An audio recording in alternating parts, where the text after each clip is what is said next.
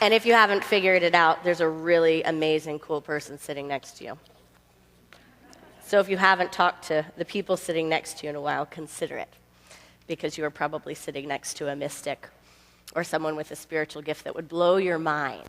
Amen? So who raises you up? Who raises you up? What raises you up? Take a moment just to breathe into that question. What thoughts? What feelings? What people? What organizations? What systems? What principles? What power?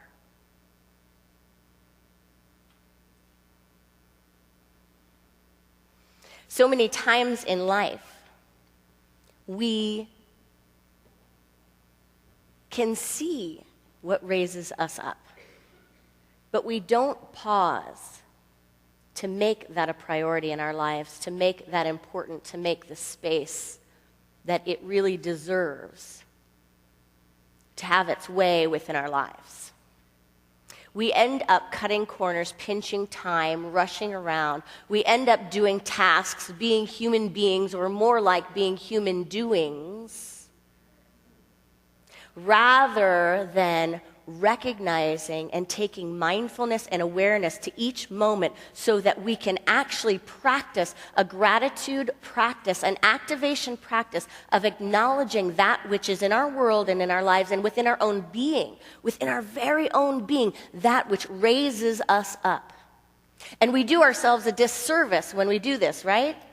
We do ourselves quite a disservice, because whatever we focus on multiplies and magnifies. Whatever we're looking for, whatever we're looking at and seeking, we get evidence for, validation for, and we get more of. So it's as if the universe, out of this God consciousness, is a great yes and constantly says, you want to find evidence for that?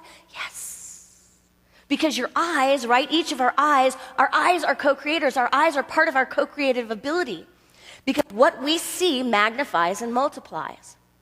So are we ready to take on a practice where we look at what raises us up, where we prioritize, where we capture the moments in our lives? We are on the 5th week of our fall series. It's called Adventures in Spirituality. And this year, we're looking at the book Hands-Free Life by Rachel Macy Stafford. 9 habits for overcoming distraction, living better, and loving more. And one of the premises of this book is to support us in creating habits and practices so that we will look back on our lives to find that we have lived a life of significance. That when we look back on our lives, we will recognize that we have lived a life of significance. She starts to tell a story in this chapter where she goes into,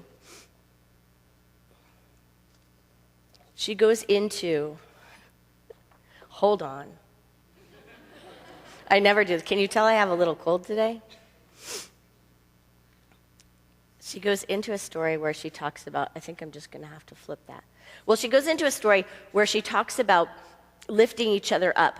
And in this story, I was actually quite impacted by the story. Have you found that while you're reading the book, who's reading the book? Raise your hand if you're reading the book. Good. Some of you probably love it. Some of you probably hate it.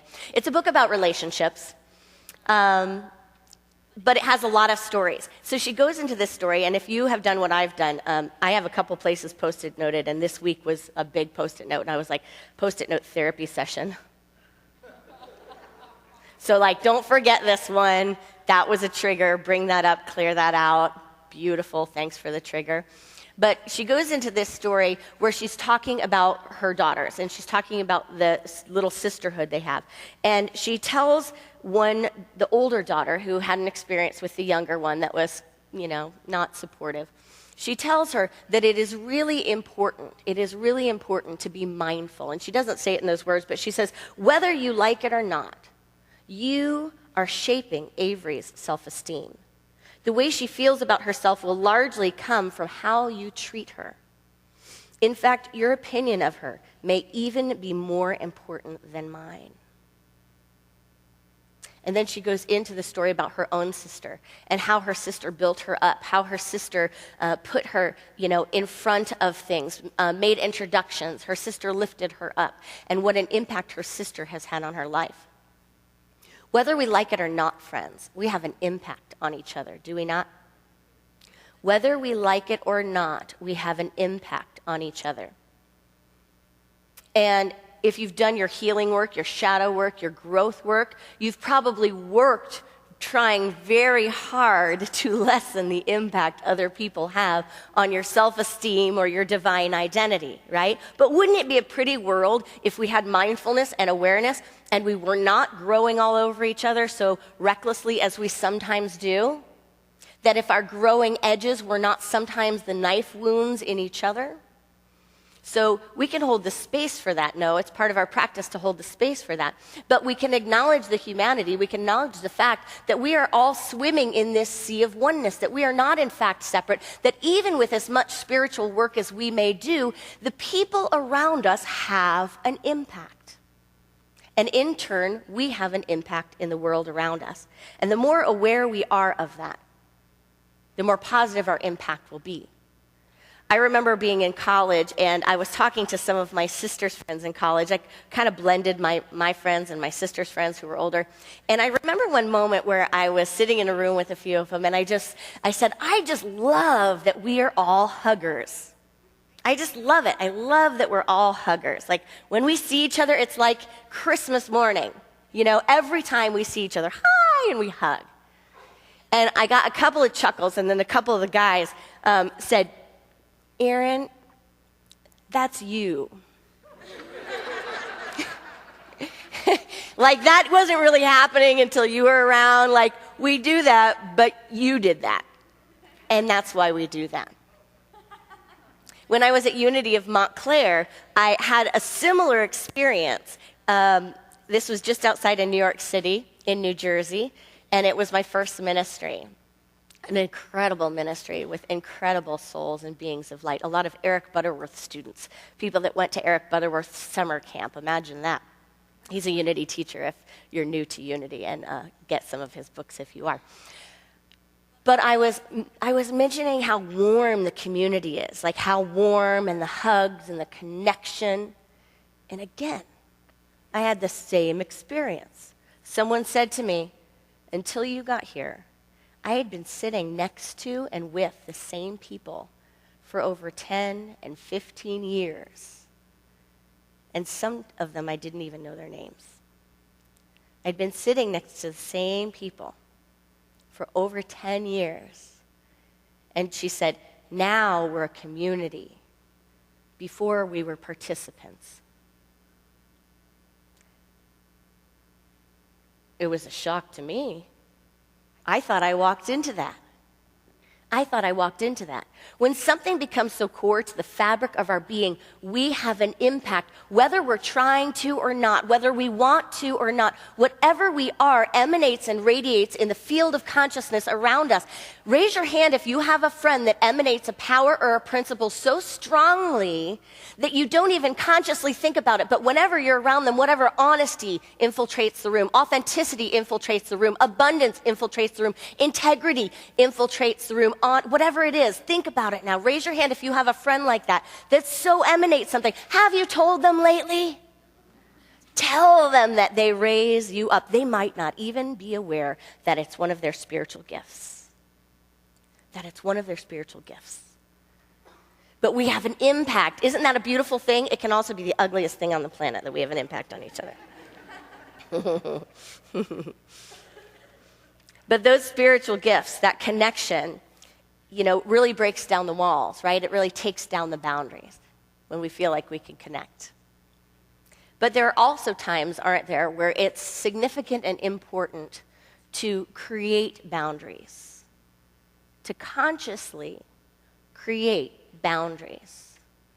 Anyone that's been a parent knows this. Anyone that's been a friend knows this. Anyone that's been someone's child knows this.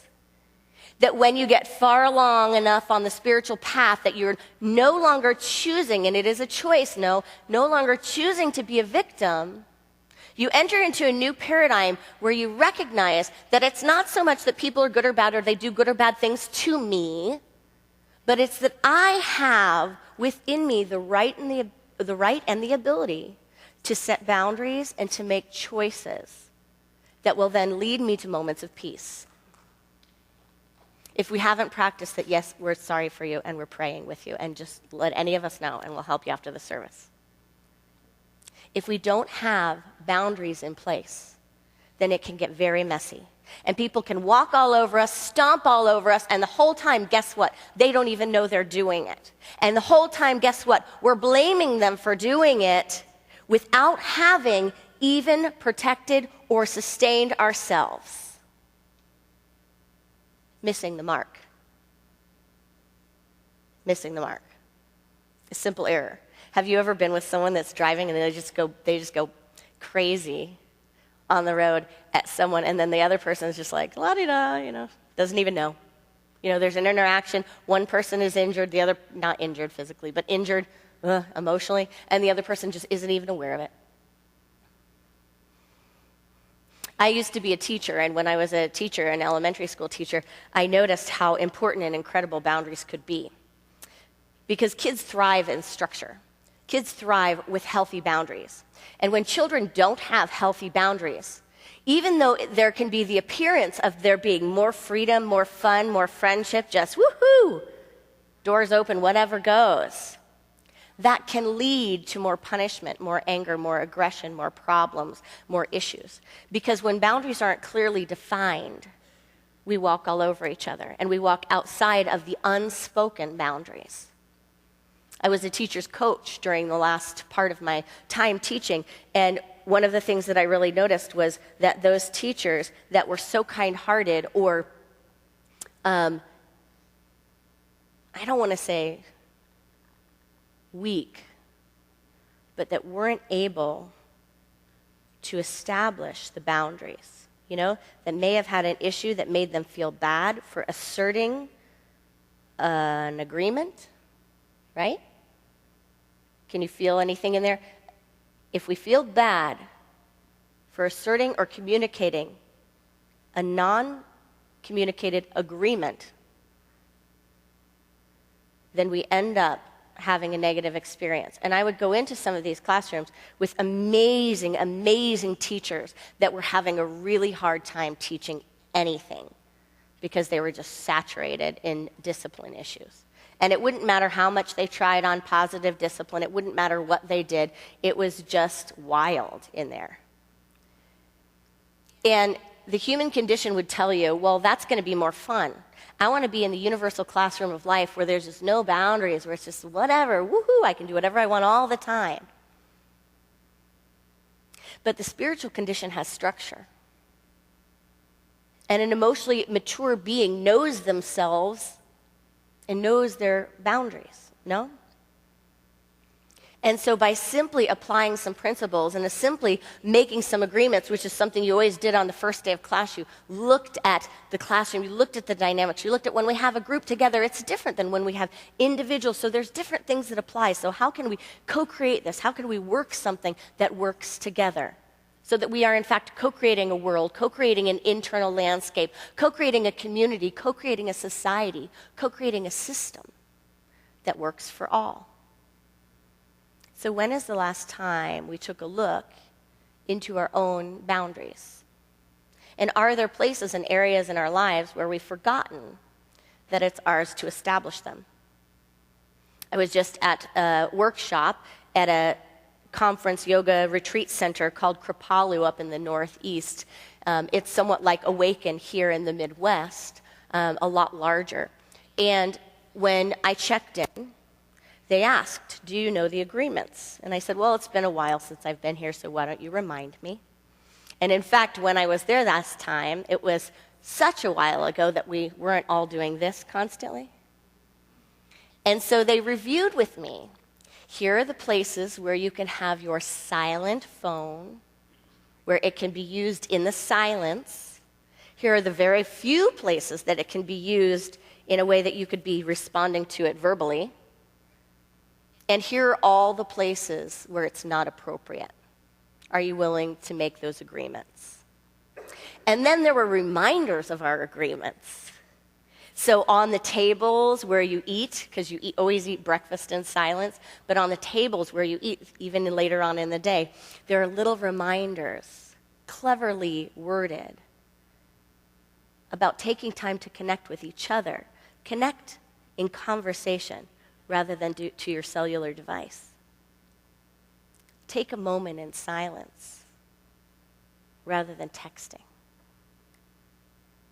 But so often, we hurt each other. So often, we give ourselves something mighty to complain about.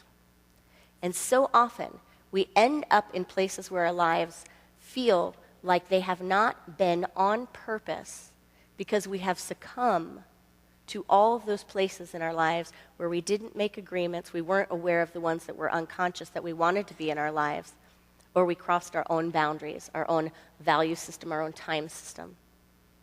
There's a saying that we probably all know that says, if you don't stand for something, you'll fall for anything. If you don't stand for something, you'll fall for anything. In the book, she talks about having electronic-free zones in the house. I've seen people go to dinner and have a little pile where they put their cell phones when they go out to eat.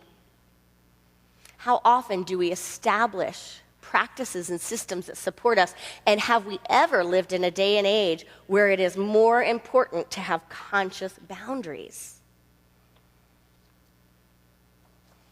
She talks about it in the book when she wakes up from her, what she calls distracted state, and starts taking small steps to reduce the excess in her life, taking small steps to establish boundaries.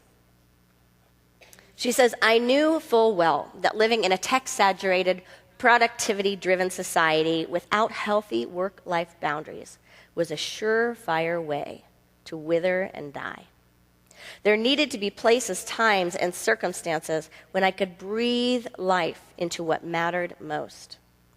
I was crying because I could no longer bear to watch the sacred areas of my life suffer from lack of attention, love, and space to breathe. From lack of attention, love, and space to breathe. She goes on to say that she can now see clearly that her days are made up of what she says are a million little choices. Choices to grasp what really matters or let them slip through my multitasking little fingers.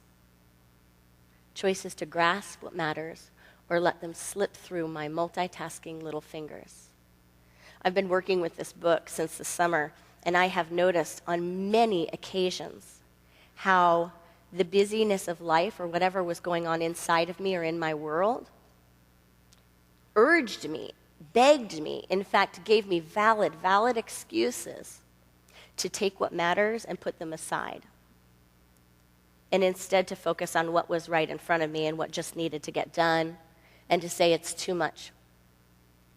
And thanks to the practice in this book, it has been a moment-by-moment awakening to recognize, whoa, I almost let go of what mattered the most and didn't do it, think it, see it, be with it, because I was catching up.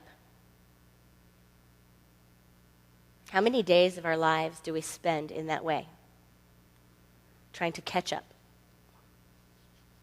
trying to hurry on. Goethe says, things which matter most must never be at the mercy of things which matter least. I've been repeating that to myself through the whole summer to this season.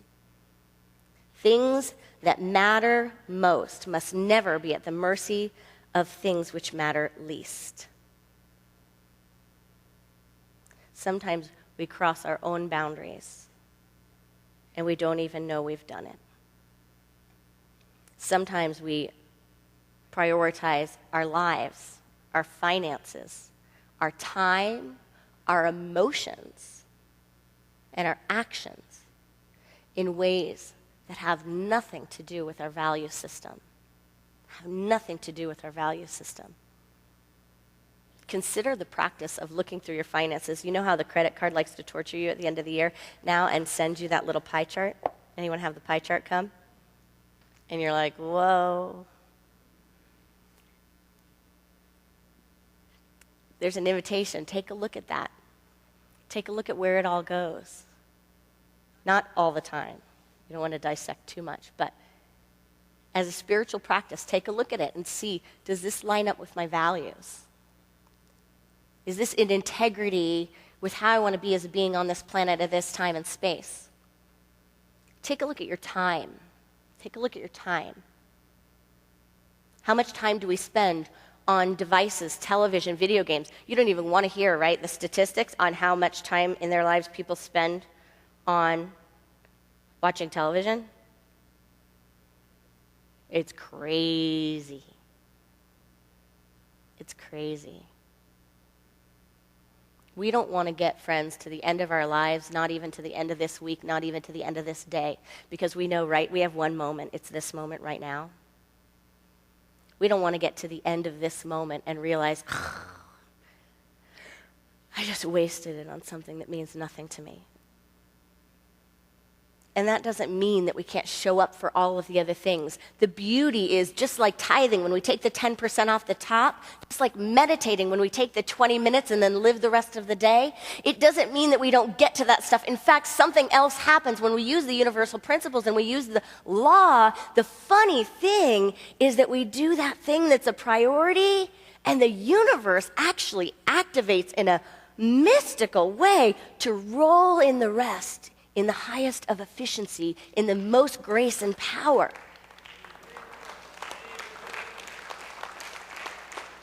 I was just visiting a friend for taking care of her who had a surgery the other week, and all of a sudden I realized I'm in Santa Barbara for my friend who just had this surgery, and Barbara Fields, who is the head of the AG&T, does all of the work for AG&T to get us off the ground and get everything into motion.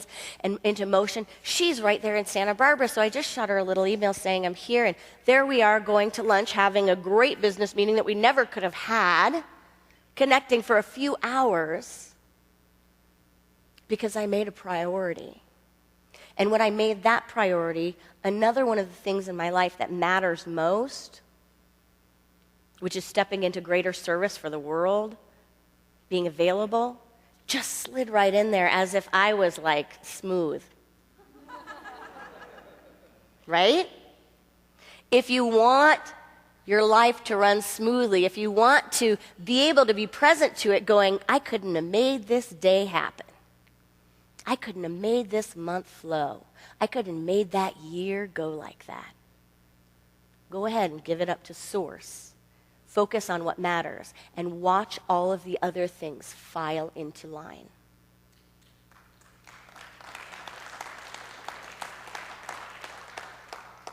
Do the thing that will make a difference in everything else. That's principle. That's the practice. When we have a vision, when we have values, when we know what we stand for, life falls into place in a spiritual and mystical way. She talks about this choice in the book, which she says, establishing boundaries, which is the 7th habit of a hands-free life. She says it enables you to nurture relationships, passions, values, and core beliefs that matter most to you. Healthy parameters provide the structure, motivation, and insight to say no to the things that can harm what is most precious to you. But be warned. Establishing boundaries is not always easy. It means having to reject mainstream trends and expectations and be true to what you believe is in your best interest. It means having to stand up for yourself and make difficult decisions that may not please those who want your time, energy, and attention. Yet by creating limits on the excess that can flow into your life at any given time, there is space to laugh, live, pray, play, and breathe. Establishing boundaries allows you to go to sleep at night knowing you did your best to protect your one precious life from the corrosive elements associated with worldly distractions and pressures. She goes on to say, what we breathe life and energy into will thrive. What we neglect and abuse, it will suffer. Let us draw a line in the sand, on the calendar, and in our own heart regarding what we are willing and not willing to risk losing forever. So are we ready, friends, to establish healthy boundaries and begin to leave a living legacy? Namaste.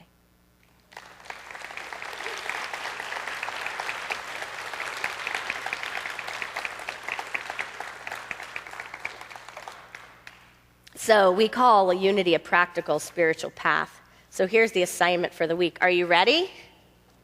Spirit work. One of our weeks was to look into people's eyes and to see their eye color. Raise your hand if you practiced that. I had so many people, it was so fun, telling me her eyes were green, his eyes were brown. And I was like, oh yeah, the eye color. Pause enough to look into someone's eyes to see the eye color. This is this week. Look at establishing boundaries. She talks about her house, and I want us to think about in our house. What are the boundaries within our own being and within our own lives? She says, in our house, we speak kindly and respectfully, even if we disagree. In our house, human beings take precedence over electronic devices. In our house, today matters more than yesterday. In our house, we set out to encourage one person each day. In our house, we look for the blessings. When they're not obvious, we keep looking. In our house, we have screen-free time so we can hold pets, people, and creative passions in our hands. In our house, we XO kiss before we go, even if our hands are sticky, even if we're running late, even if we had crosswords. In our house, we look into each other's eyes when we speak. In our house, we open the door and say, come as you are.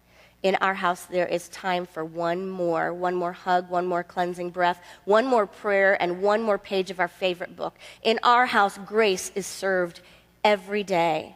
We're all learning here. In our house, we love each other as is. In our house, there's nothing wrong with doing nothing every now and then. In our house, we put living, laughing, and loving at the top of the priority list. In our house, there is room for mistakes and room to breathe. I invite you, as you're mulling around after the service today, to share with someone what your most favorite value, your most favorite boundary is in your house, and to go about this week exploring what you might want to create so that we have the life we have chosen to live. Let us have an offering for unity now.